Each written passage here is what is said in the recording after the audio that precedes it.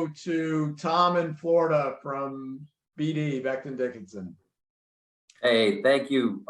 This has been an incredible 50 minutes so far. I'm gonna take a big left turn with my question here. I've got a strong baseline here because my parents were 75, and your youthfulness is striking to me. So I'm just curious, secrets of longevity for you. You know, anything that you've really. Well, first of all, you have to pick the right parents. Good genes, obviously. Yes, good genes are obviously important. My dad died at 97. He was working out 6 days a week for 3 hours a day until he was 95. He ran a couple miles every day, so that helps. I'm lucky I have that. Although I did something different than my dad. My dad would not exercise his brain. Eventually, he actually had dementia, and no matter what I did, I couldn't get him to understand that he had to do that. And I do at least an hour a day of exercises for cognitive function. So what types? What are they? So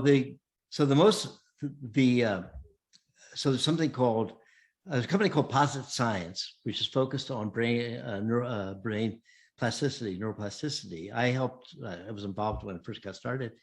I still own some of it, and they have an app called Brain HQ. And it's been peer reviewed. It's very, very, very effective.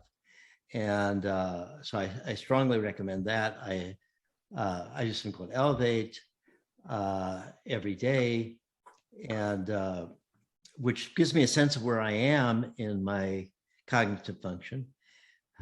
Plus, I'm studying Hebrew, which would, if you want to study something that will really use up your neurons, boy.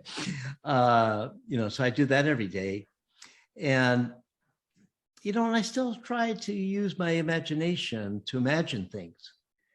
One of the ways I used to solve problems in business when I didn't know, because I believe in intuition, and I say intuition is when you know something, but you don't know how you know it. So I would always create an image of something, and like a red box in my brain. And then I would stare at it until the answer came.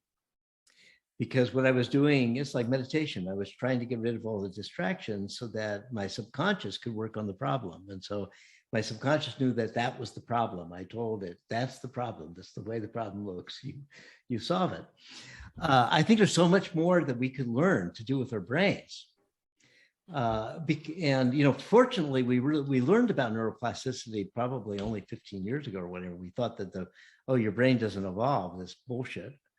And so I'm really looking forward to people finding ways, and this is where biofeedback would play a big role. Because sleep is like really, really important, and sleep is something I've been working on for now almost 8 years. You have the ring on? I was the first investor in that company. But other things, I did a lot of work in sleep apnea and breathing, night, and so on. And because sleep is really a critical part of this whole thing. But, we just haven't spent the time to learn. We've got the best hardware in the world sitting up here.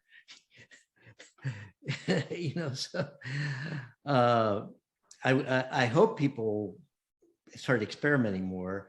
Then we were looking at using drugs, but then we got really upset about drugs. And so we don't like to experiment with using drugs, which is, I'm not for, recreational. I don't care, but I don't do it.